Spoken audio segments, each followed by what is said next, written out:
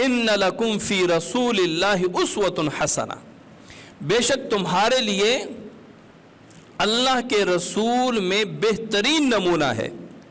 यानी आप सल्लल्लाहु अलैहि वसल्लम की ज़िंदगी आप लोगों के लिए बेहतरीन नमूना है। उस्वा हसना, बेहतरीन नमूना। अब नमूना किसे कहते हैं? आप सल्लल्लाहु अलैहि वसल्लम की ज़ात को अल्लाह ताला ने हमारे लिए नमूना फरमाया। अब नमूना किसे कहते हैं? मिसाल के तौर पे आप किसी दर्जी के पास एक सूट लेके जाते हैं कि ये मेरे लिए सी देना, इसकी सिलाई करना। वो कहता है कि कैसे सिलाई करूं, मुझे कोई सैंपल तो दिखाओ। तो आप अपना एक सूट ले जाते हैं और उनको दिखाते हैं कि ये कॉलर ऐसा हो और यहाँ पे ये ऐसे हों और ये जो दामन है वो इस तरह बने, जेब इस तरह की बने, यहाँ पे पट्टी ऐसी हो, बटन ऐसे लगाएं। तो उसको समझाने के लिए आप क्या करते हैं? बतौर सैंपल, बतौर नमूना एक वो दिखाते हैं, कमीज़ दिखाते हैं। तो वो दर्जी क्या करता है? उस कमीज़ को देखते हुए आपके लिए एक नई कमीज़ तैयार करता है, एक नया सूट तैयार करता है। इसको कहते हैं नमूना। या मिसाल के तौर पे आजकल अगर आप जाएं मार्केट में मोबाइल लेने के लिए, एक नया मोबाइल आया है, वो खुला हुआ आपके पास नहीं है, तो उन्होंने एक सैंपल के तौर पे रखा होता है। आप उसे कहें कि यार इसका मुझे कोई सैंपल तो दिखा दें, तो वो सैंपल दिखाते हैं। वो सैंपल क्यों दिखाता है? वो कहता है कि जो मोबाइल आप लेंगे वो हूबहू इस तरह होगा, उसकी शक्ल सूरत, उसके बटन, उसका स्क्रीन, उसकी लंबाई चौड़ाई, उसकी मोटाई, उसका रंग कलर, वो सारा इसी तरह होगा। तो वो आपको एक नमूना दिखाता है। अब आते हैं कि रसूलुल्लाह सल्लल्लाहु अलैहि वसल्लम को अल्लाह ताला ने फरमाया कि आप सल्लल्लाहु अलैहि वसल्लम में तुम्हारे लिए बेहतरीन नमूना है।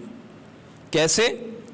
अगर कोई बंदा चाहे कि मैं हुजूर सल्लल्लाहु अलैहि वसल्लम की ज़िंदगी की तरह ज़िंदगी गुजारना चाहता हूँ, या एक शख्स कहे कि मैं ज़िंदगी बेहतरीन गुजारना चाहता हूँ, हर लिहाज से मेरी ज़िंदगी कामयाब तरीन ज़िंदगी हो, उसमें इज़्ज़त भी हो, आफ़ियत भी हो, नाम भी हो, उसमें दुनिया के काम काज, उठना बैठना, चलना फिरना, हर चीज़ मेरा बड़े सलीके से हो, और लोगों में मैं उन आमाल की वजह से मुअज़्ज़ज़ नज़र आऊँ, तो उसके लिए इस शख्स को एक रोल मॉडल की ज़रूरत है, एक नमूने की ज़रूरत है कि जिसको देख के वो अपनी ज़िंदगी उसकी तरह ढाल ले, उसकी तरह गुजारे।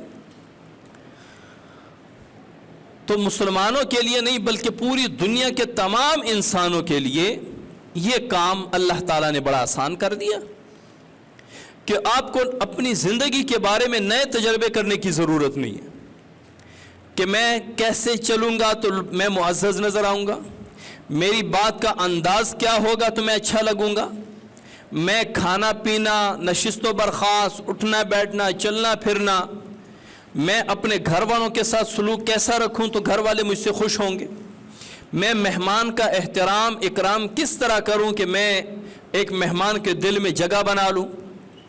उसके लिए आपको तजर्बे करने की ज़रूरत नहीं है।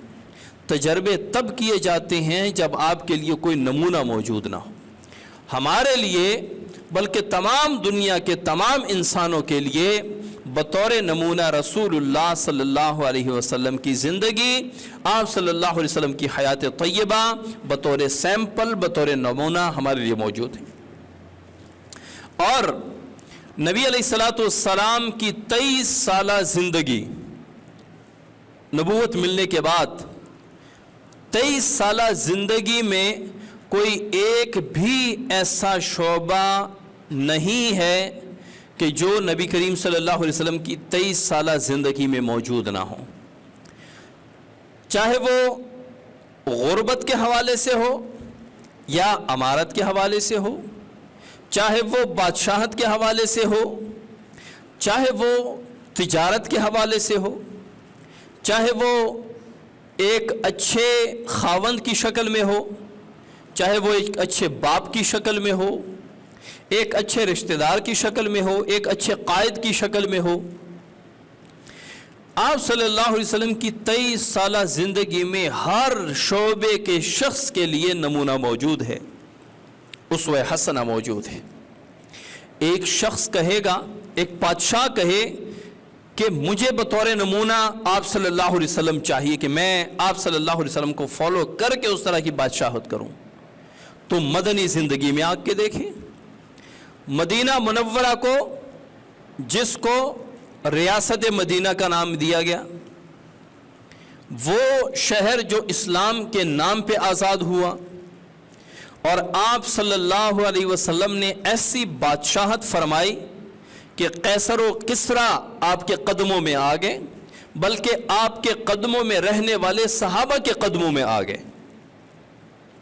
تو ایک بادشاہ کے لیے، ایک صدر کے لیے، ایک وزیر اعظم کے لیے، ارباب اقتدار میں سے کوئی بھی ہو، اس کے لیے آپ صلی اللہ علیہ وسلم کی زندگی میں نمونہ موجود ہے، سیمپل موجود ہے۔ وہ آپ صلی اللہ علیہ وسلم کی قائدانہ زندگی کا مطالعہ کر لیں۔ آپ صلی اللہ علیہ وسلم بطور قائد کیسے تھے؟ آپ صلی اللہ علیہ وسلم اپنی رعایا کے ساتھ کیا سلوک فرمایا کرتے تھے؟ اور اگر کوئی تاجر ہے اور وہ چاہتا ہے کہ میں رسول اللہ صلی اللہ علیہ وسلم کا اسوہ حسنہ اپناؤں، تو حضور صلی اللہ علیہ وسلم کی مکی زندگی میں بھی، مدنی زندگی میں بھی آپ صلی اللہ علیہ وسلم نے تجارت فرمایا۔ تجارت کا طریقہ کار، تجارت کا سلیقہ، تجارت میں کسی گاہک کو ڈیل کرنا، یہ سارا آپ صلی اللہ علیہ وسلم کی زندگی میں موجود ہے۔ اگر کوئی معلم، استاد، وہ چاہتا ہے کہ میں چونکہ استاد ہوں، میں بطور استاد رسول اللہ صلی اللہ علیہ وسلم کی زندگی کو اپنانا چاہتا ہوں، تو اس کے لیے آپ صلی اللہ علیہ وسلم بہترین معلم کے طور پہ آپ صلی اللہ علیہ وسلم کی زندگی میں اس کے لیے ہدایت موجود ہے کہ آپ صلی اللہ علیہ وسلم کیسے معلم، کیسے استاد تھے۔ آپ صلی اللہ علیہ وسلم نے دار ارقم میں کیسے پڑھایا، آپ صلی اللہ علیہ وسلم نے صفہ کے مدرسے میں اصحاب صفہ کو کیسے پڑھایا، کیسے محبت اور شفقت اور پیار کے ساتھ پڑھایا کہ پوری سیرت طیبہ میں رسول اللہ صلی اللہ علیہ وسلم کی پوری زندگی میں یہ نہیں ملتا کہ آپ صلی اللہ علیہ وسلم نے کسی صحابی کو سبق یاد نہ کرنے پر مارا ہو، جھڑکا ہو یا وہاں سے نکالا ہو، کوئی نہیں ملتا۔ آپ صلی اللہ علیہ وسلم، اگر کوئی چاہتا ہے کہ میں نے شادی کر لی ہے، اب میں ایک اچھا خاوند بننا چاہتا ہوں، تو آپ صلی اللہ علیہ وسلم نے 11 شادیاں کی ہیں، 11 نکاح کیے۔ آپ صلی اللہ علیہ وسلم کی گھریلو زندگی ہمارے سامنے ہے۔ آپ صلی اللہ علیہ وسلم کی گھریلو زندگی، جو ایک خاوند اور بیوی کے درمیان جو رشتہ ہے، کس طرح ہونا چاہیے، سلوک کیا ہونا چاہیے، اور گھر کا نظام کیسے چلنا چاہیے، یہ آپ صلی اللہ علیہ وسلم کی گھریلو زندگی ہمارے سامنے موجود ہے۔ آج دنیا آپ کو کہتی ہے، اور اپنی تجربوں کی بنیاد میں، شادی کرو۔ بعض لوگوں میں سختی ہوتی ہے، وہ کہتی ہے اپنی بیوی کو دبا کے رکھو، اپنی بیوی کا سر اٹھنے نہ دو، اپنی بیوی کو مارو پیٹو تاکہ اس کی زبان آپ کے سامنے نہ چلے۔ بعض کہتے ہیں کہ اپنی بیوی کو اپنی گھر کی ملکہ سمجھو، اپنی بیوی کو سر پہ بٹھاؤ۔ اور ماشاءاللہ سے آج کل تو ایسے غیرت مند، جرت مند، دلیر نوجوان بھی ویڈیو بناتے ہیں جو اپنی بیوی کے سینڈل نکال رہے ہوتے ہیں اور دنیا کو دکھا رہے ہوتے ہیں کہ میں اتنی محبت کرنے والا اور اتنا اچھا گھر بنانے والا اور اپنی زندگی ایسی گزارنے والا بندہ ہوں۔ اس کی بھی اسلام آپ کو تعلیم نہیں دیتا۔ اسلام اخلاق کے ساتھ غیرت کی بھی تعلیم دیتا ہے۔ اسلام اخلاق کے ساتھ جرت کی بھی تعلیم دیتا ہے۔ ایک ایمانی غیرت بھی ہوتی ہے، ایک جرت بھی ہوتی ہے، ایک مردانہ غیرت بھی ہوتی ہے، وہ بھی انسان کے اندر ہونی چاہیے۔ اسلام ایک معتدل راستہ دیتا ہے. آپ صلی اللہ علیہ وسلم کی سیرت ہمیں ایک درمیانہ راستہ دیتا ہے جس میں نہ افراط ہو نہ تفریط ہو, نہ بہت زیادہ آگے جائیں نہ بہت زیادہ پیچھے رہیں. درمیانہ راستہ حضور صلی اللہ علیہ وسلم نے دیا. آپ صلی اللہ علیہ وسلم نے اپنے گھر میں اپنی ازواج مطہرات سے محبت کا اظہار بھی فرمایا ہے. حضرت عائشہ رضی اللہ تعالی عنہ کے بارے میں آپ صلی اللہ علیہ وسلم نے کیا محبت کا اظہار فرمایا؟ فرمایا کہ عائشہ باقی ازواج میں ایسی ہے جیسے تمام کھانوں میں سرید جو روٹی کو چورا کر کے ہم اس کو وڑا مڑی کہتے ہیں, اور یہ ہمارے ہاں بہترین معزز مہمان جب آئے تو اس کو ہم کھلاتے ہیں, اور عرب میں بھی یہ چیز بڑی مقبول ہوتی تھی. تو آپ صلی اللہ علیہ وسلم نے مثال دی کہ جس طرح کھانوں میں سرید بہترین ہے, اسی طرح مجھے ازواج مطہرات میں عائشہ بہت محبوب ہے. حضرت عائشہ رضی اللہ تعالیٰ عنہ آپ صلی اللہ علیہ وسلم نے محبت کا اظہار بھی کیا, اور آپ صلی اللہ علیہ وسلم ان سے کئی دن ناراض بھی رہے ہیں. ازواج مطہرات میں سے ان کے اپنی زبانی کوئی ایسی لغزش اور غلطی کی وجہ سے آپ صلی اللہ علیہ وسلم نے ان سے کلام بھی چھوڑا ہے, بات چیت بھی بند کی ہے. تو آپ صلی اللہ علیہ وسلم کی گھریلو زندگی بھی ہمارے سامنے ہے. اور اگر کوئی چاہے کہ میں ایک اچھا باپ بننا چاہتا ہوں تو مجھے بھی بطور سیمپل کوئی نمونہ چاہیے کہ میں اس کو فالو کرتا رہوں اور میرا گھر, میری اولاد مجھ سے خوش ہو, میں ایک بہترین باپ بنوں. تو ایک باپ کے لیے رسول اللہ صلی اللہ علیہ وسلم کی زندگی بہترین نمونہ ہے. آپ صلی اللہ علیہ وسلم کیسے باپ تھے, کیسے والد تھے کہ اپنی بیٹی حضرت فاطمہ رضی اللہ تعالیٰ عنہ کے لیے اپنی چادر بچھا دی. بیٹی ہے اور سرور کونین صلی اللہ علیہ وسلم اپنی بیٹی سے اتنی محبت فرماتے ہیں, لیکن اس محبت کے باوجود جس طرح آج کل لوگ اپنے بیٹوں کی ہر فرمائش پوری کرتے ہیں اور وہ یہ سمجھتے ہیں کہ بڑے ہو کر پھر یہ بچے ہماری خدمت کریں گے اور ان کو یاد رہے گا کہ میرے والد نے میری ہر فرمائش خواہش پوری کی ہے, لہٰذا میں بھی ان کی خدمت کروں. یہ غلط فہمی ہے. اگر بیٹے کی ہر خواہش آپ پوری کریں گے, ہر چھوٹی بڑی خواہش پوری کریں گے, میرے لیے یہ لا دو فوراً لا دیا, مجھے وہاں لے جاؤ فوراً بٹھا کے گاڑی میں موٹر سائیکل پہ لے گئے, ہر خواہش آپ پوری کریں گے, تو یہ ذہن میں رکھنا یہ آپ اپنی اولاد کو خود بگاڑ رہے ہیں. آپ اپنی اولاد کو خود بگاڑ رہے ہیں. اولاد اس پودے کی طرح ہے کہ جو پودا نیا لگایا تو وہ پودا کیا ہوتا ہے, ٹیڑھا اگتا ہے, اور اگر اس کو پانی نہ دو خشک ہو جاتا ہے, اور اگر اس کو ہمیشہ ہاتھ لگاؤ, ہر پتا صاف کرو, پھر بھی وہ خشک ہو جاتا ہے. پودے کو ہمیشہ ہاتھ لگانے سے بھی. تو آپ نے کیا کرنا ہے کہ پودے کو سیدھا رکھنے کے لیے, ٹھیک رکھنے کے لیے اس کو پانی بھی دینا ہے اور لکڑی کے ساتھ اس کو باندھنا بھی ہے. تو کیا ہوگا, پودا ہرا بھرا بھی ہوگا, بڑا بھی ہوگا اور سیدھا بھی بڑا ہوگا. اور اگر آپ ہمیشہ جس طرف وہ جھک جائے آپ بھی اسی طرح جھکا دیں, اس طرف جھکے اس طرح جھکا دیں, تو کیا ہوگا, پودا بڑا تو ہو جائے گا لیکن جھکا ہوا ہوگا. اولاد بڑی تو ہو جائے گی لیکن اخلاق خراب ہوں گے. اولاد کی ایک بات مانو ایک نہ مانو, ایک خواہش پوری کرو ایک نہ پوری کرو, تو کیا ہوگا, یہ بیلنس برابر رہے گا, آپ کی اولاد بگڑے گی نہیں. حضور صلی اللہ علیہ وسلم نے جس بیٹی کے لیے اپنی چادر بچھا کر بٹھا دیا, وہی بیٹی ایک دن آئی اور عرض کیا, اے بابا جان میں سارے گھر کے کام. حضرت علی رضی اللہ تعالیٰ عنہ نے فرمایا تھا, چونکہ یہ بی بی فاطمہ رضی اللہ تعالیٰ عنہ حضرت علی رضی اللہ تعالیٰ عنہ کی زوجہ تھی, نکاح میں تھی, تو حضرت علی نے فرمایا کہ جاؤ اپنے بابا جان سے کوئی باندی کوئی غلام لے آؤ, کیونکہ باندی اور غلام آئے ہوئے ہیں, آپ صلی اللہ علیہ وسلم کے پاس لائے گئے ہیں. تو آپ کے گھر کے کام کاج, یہ آپ جو اپنا پانی اپنا اٹھا کے لاتی ہیں, آپ کے کمر پہ ہاتھوں پہ نشانات پڑ گئے ہیں, یہ وہ کام وہ کر کے دیے گئے. تو آپ صلی اللہ علیہ وسلم کے پاس جاتی ہے.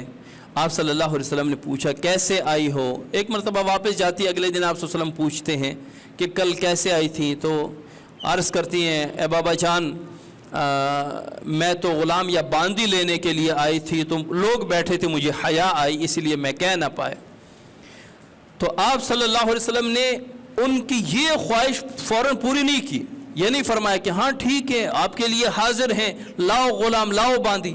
آپ صلی اللہ علیہ وسلم نے فرمایا بیٹا یہ زندگی جیسے کیسے گزر جائے گی، دنیا میں سکون چاہتے ہو یا آخرت میں سکون چاہتے ہو؟ بیٹی نے کہا آخرت میں سکون چاہتے ہیں، مفہوم بتا رہا ہوں۔ تو فرمایا کہ بس یہ جو تکالیف گزر رہی ہیں اس پہ اللہ تعالیٰ بہت اجر دے گا، یہ کام خود کیا کریں۔ اب حضرت فاطمہ آپ صلی اللہ علیہ وسلم کو کتنی محبوب تھی، اتنا پیار تھا بی بی فاطمہ رضی اللہ تعالیٰ عنہا سے آپ صلی اللہ علیہ وسلم کو، لیکن یہ خواہش آپ صلی اللہ علیہ وسلم نے پوری نہیں فرمائی۔ ایک اچھا باپ بننے کے لیے آپ کے لیے حضور صلی اللہ علیہ وسلم کی زندگی بہترین نمونہ ہے۔ دنیا کا کوئی شعبہ ایسا نہیں ہے، کوئی فرد یہ نہیں کہہ سکتا کہ میں نے حضور صلی اللہ علیہ وسلم کی زندگی دیکھی ہے، مجھے اس میں اپنے لیے کوئی نمونہ نہیں ملا۔ بادشاہ ہو، تاجر ہو، والد ہو، خاوند ہو، ایک رشتہ دار کی حیثیت سے، ایک قائد کی حیثیت سے، ایک آرمی چیف اگر کہے کہ مجھے آپ صلی اللہ علیہ وسلم کی زندگی سے نمونہ چاہیے، اس کو بھی مل جائے گا۔ کوئی فرد یہ نہیں کہہ سکتا۔ تو جب آپ صلی اللہ علیہ وسلم کی زندگی ہمارے لیے بہترین نمونہ ہے تو ہم کیوں اپنے لیے کسی کو رول ماڈل بنائیں؟ ہم کیوں پڑھیں کہ فلاں انگریز جو ہے اس نے یہ لکھا ہے اور اس نے یہ لکھا ہے، زندگی گزارنے کا یہ گر ہے، جب ہمارے پاس حضور صلی اللہ علیہ وسلم کی زندگی موجود ہے۔ تو حضور صلی اللہ علیہ وسلم کی زندگی جب ہمارے لیے بہترین نمونہ ہے اور جو حضور صلی اللہ علیہ وسلم کی زندگی کے مطابق اپنی زندگی گزارے گا دنیا میں بھی کامیاب، آخرت میں بھی کامیاب، تو ہمیں چاہیے کہ حضور صلی اللہ علیہ وسلم کی زندگی کے مطابق اپنی زندگی گزاریں۔ تو حضور صلی اللہ علیہ وسلم کی زندگی کی طرح اپنی زندگی گزارنے کے لیے ہمیں حضور صلی اللہ علیہ وسلم کی سیرت کا مطالعہ کرنا ضروری ہے، حضور صلی اللہ علیہ وسلم کی سیرت پڑھنا ضروری ہے کہ آپ صلی اللہ علیہ وسلم کا حسب نسب، آپ صلی اللہ علیہ وسلم کا خاندان، آپ صلی اللہ علیہ وسلم کی نبوت سے پہلے زندگی، آپ صلی اللہ علیہ وسلم کی جوانی، آپ صلی اللہ علیہ وسلم کی نبوت کے بعد کی زندگی، آپ صلی اللہ علیہ وسلم بطور قائد، آپ صلی اللہ علیہ وسلم بطور میزبان کیسے تھے، یہ سارا ہمیں سیکھنا ہوگا، سیکھ کے اس پر عمل کریں گے۔ ایک بندے کو پتہ ہی نہیں ہے کہ آپ صلی اللہ علیہ وسلم کیسے تھے، گھر میں کیسے تھے، باہر کیسے ہوتے تھے، تو وہ کیسے حضور صلی اللہ علیہ وسلم کی زندگی اپنائے گا؟ تو اس کے لیے حضور صلی اللہ علیہ وسلم کی سیرت سیکھنا ضروری ہے۔